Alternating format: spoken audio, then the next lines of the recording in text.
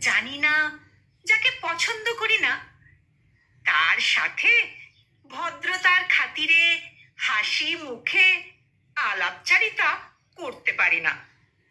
Relative পরিচিতদের নিমন্ত্রণ রক্ষা করতে সব জায়গায় পৌঁছে যেতে পারি না।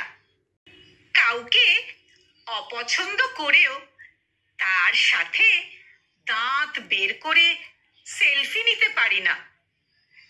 যার তার সাথে টাইম পাস করতে ইনবক্সে গল্প জুড়তে পারি না। শুধুমাত্র সময় কাটানোর জন্য কারোর সাথে মিশতে পারি না। দুম করে কারোর সাথে দেখা করতে পারি না। তার চেয়ে বরং আমি একলা বেশি ভালো থাকি। চুপ থেকে এড়িয়ে গিয়ে পাশ কাটিয়ে বেশি ভালো থাকি। এটা আমার অভদ্রতা নয়, এটা আমার ধাঁচ।